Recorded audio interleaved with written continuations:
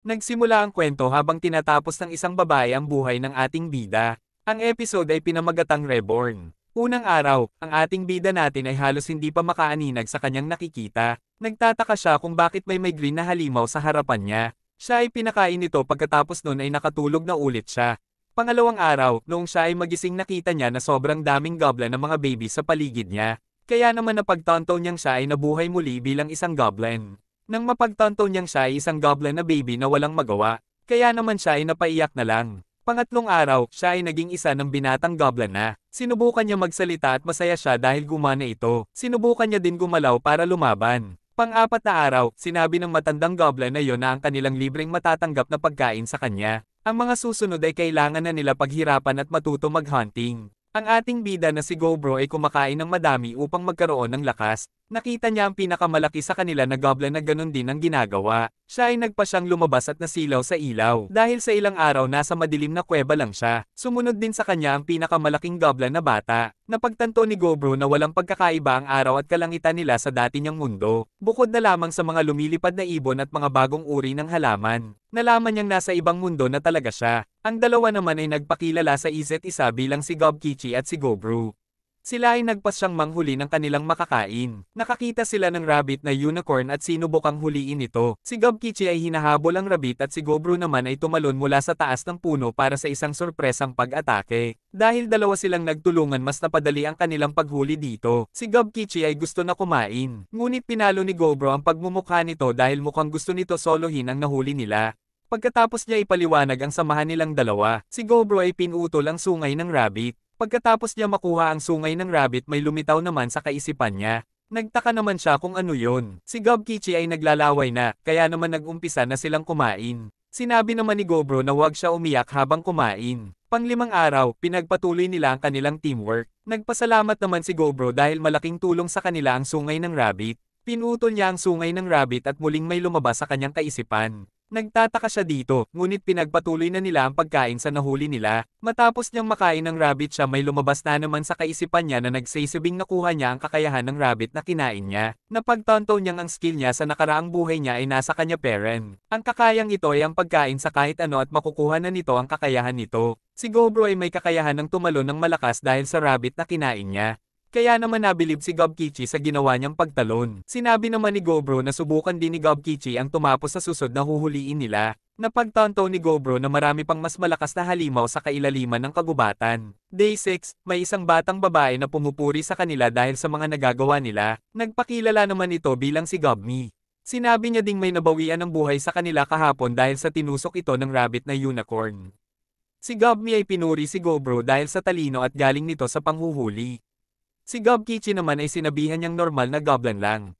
Niyaya naman ito ni Gobro upang sumama sa panghuhuli bukas. Day 7, umuulan kaya naman hindi na natuloy ang kanilang paghunting. Kaya naman pumunta si Gobro sa storage room para magtingin ng pwedeng gamitin upang gawing sandata. Siya nagulat sa nakita. Nakakuha siya ng bakal para gawin itong patalim. Ngunit noong pumasok pala siya may nakita siyang mga taong babae na nakakulong sa storage room. Lumapit naman ang matanda sa kanya na si Gobji na nagpangalan sa kanilang lahat. Sinabi nito kay Gobro na mukhang mabilis ang pag-level up niya kumpara sa iba. Hindi alam ni Gobro ang tungkol sa pag-level up. Kaya naman tinuruan siya ni Gobji kung paano makikita ang level niya. Si Gobro ay level 86 na. Sinabi ng matanda sa kanya na pag umabot si Gobro ng level 100 pwede na siya mag-transform sa panibagong anyo. Sinabi ni Gobji na malapit na bumalik ang mga nakapag-transform na para makita ni Gobro. Nasa sabik naman ng matanda sa mga bagong dadalhin ng mga ito. Day 8, si Gobmi ay nagpapakita sa galing ng pag-asinta. Ang tatlo ay nagpapakita ng magandang teamwork sa kanilang ginagawang pag-hunting. Nang matapos na sila mag-hunting, oras na para sa kanila ang kumain. Natutuwa naman si Gobmi dahil sa ngayon lang siya nakakain ng ganun kasarap. Si Gobro naman ay kinain na ang ahas at nakuha na naman nito ang mga kakayahan ng ahas na kinain niya. Sinabi naman ni Gobro na makakatulong ng malaki sa kanya ang kakayahang nakuha niya. Tinanong naman ni Gobkichi kung kakainin ba nila ang ulo ng ahas. Sinabi naman ni Gobro na makamandag ito kaya naman hindi nila pwede kainin yon. Ngunit si Gobro ay kinain ito dahil siya ay may special na abilidad na kainin ng kahit na ano. Sinabi ni Gobro na kahit anong mangyari makakasurvive siya sa mundong ito. Sa pang-9 at pang-10 araw ay naghunting lang sila tulad ng dati. Ngunit sa pang-11 na araw, sila ay pumunta sa isang kuweba. Sila ay nakakita ng marami paniki kaya tumakbo sila. Inutusan ni Gobro na lumabas na si Gobmi at si Gobkichi naman ay ihanda na ang kanya panangga. Silang dalawa ay nilaban ng mga paniki at ginamit ni Gobro ang kakaibang skill niya at napahinto ang mga ito. Kaya naman madali nilang natapos ang mga ito. Sila ay nakahuli ng madami kaya naman masaya na naman ang mga ito sa pagkain. Nakuha na naman ni Gobro ng kakayahan ng mga paniki sa pagkain sa mga ito. Habang kumakain sila, mga kasamahan naman nilang Goblin ay nanunood sa isang gilid. Pang-12 na araw, sa gabing maganda ang buwan. Ang mga kasamahan ni Gobro ay pinalibutan siya at may balak na masama. Dahil sa kakaibang kapangyarihan ni Gobro naramdaman niya ang mga ito. At dahil sa galing ni Gobro makipaglaban walang nagawa ang mga ito. Ang isa naman ay nabawian ng buhay dahil naka-activate ang Venom skill ni Gobro. Sinabi ni Gobro na tuturuan niya ng leksyon ang mga ito. Si Gobmi naman ay nagalit dahil sa masamang balak ng mga ito kay Gobro. Pang-13 na araw, sila ay nakakita ng baboy kaya naman pinagtulungan nila ito para tapusin. Sila ay nagpapakita ng magandang koordinasyon sa kanilang galaw. Kaya naman tiba-tiba na naman sila sa pagkain. Si Gobro ay nagpas siyang dalhin sa kuweba ang mga sobra nilang nahuli para ibigay. Hindi naman makapaniwala ang mga kasama niya sa kabaitan ni Gobro. Nagpasalamat ang mga ito at nagsimula na ding kumain. Si Gobro ay hindi naman talaga tumutulong nung nasa kabilang mundo pa siya.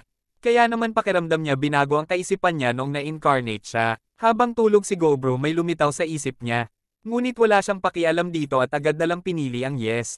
Pang-14 na araw, nalaman niyang nag-transform na siya sa panibagong anyo. Kasabay naman ito si Gobkichi na nag-transform na din na kinagulat ni Gobkichi. Si Gobmi naman ay namamangha sa mga bagong anyo nila. Namangha naman ng matanda sa kanila dahil wala pang isang buwan na kapag transform na agad sila. Si Gobkichi naman ay gusto subukan ng lakas niya laban kay Gobro. Nagsimula na ang dalawa, si Gobkichi ay nagpapakita ng lakas. Ngunit at Gobro naman ay nagpapaki ng kakaibang bilis, kaya naman nakakarami ng suntok si Gobro kay Gobkichi. Sa bilis ni Gobro madali nakakaiwas ito sa atake at nagawang mapatumba si Gobkichi. Sinabi niya naman na malakas talaga si Gobro. Sinabi naman ni Gobro na mas malakas ang purong lakas ni Gobkichi. Sila ay nakarinig ng mga alolong ng mga lobo. Kaya naman pinakuha ni Gobro kay Godmi ang crossbow na ginawa nila. Ang mga lobo ay hinahabol ang grupo ng mga rabbit, at nagawa naman nilang mahuli ang mga ito. Nakakita din sila ng baboy at agad hinabol ito. Mabagal ito tumakbo, kaya naman hinarap niya na lang ang kanyang katapusan. Inutusan naman ni Gobro si Gobmi na tumira na. Si Gobmi ay tinira ang pinakamalaki sa grupo ng mga lobo. At nagsimula na din namang sumugod sila Gobro sa mga ito. Ang arrows ni Gobmi ay nilagyan ni Gobro ng mga lason. Dahil wala sa laban ng leader ng mga lobo, walang magandang koordinasyon ang mga ito. Kaya naman inubos nila Gobro ang mga ito ng mas madali. Ang leader ng mga lobo naman ay muling bumalik sa laban. Dahil may lason ng palasong tumama sa lobo, hindi nagtagal na tomba na ito. Kaya naman kinain na ito ni Gobro upang makuha muli ng mga panibagong kakayahan. Muling nagdala si Gobro ng makakain para sa kanyang mga kasamahan. Ang mga kasamahan niya naman ay nagpasalamat at gusto magpaturo paano mag-hunting. Pumayag naman si Gobro sa hiling ng mga ito na turuan sila. Dahil sa magandang leadership ni Gobro, nagawa niyang masaya ang mga ito at nagsimula na silang igalang siya. Si Gobro ay nagpa siyang magpalakas pa ng magpalakas at magsimulang pamunuan ng kanyang mga kasamahan. Pang-17 na araw, ang mga goblin ay 4 na araw na nagsisinay. Habang naglalakad naman siya paloob ng kuweba, nakita niya si Gobmi na nag-transform na bilang isang magandang dalaga.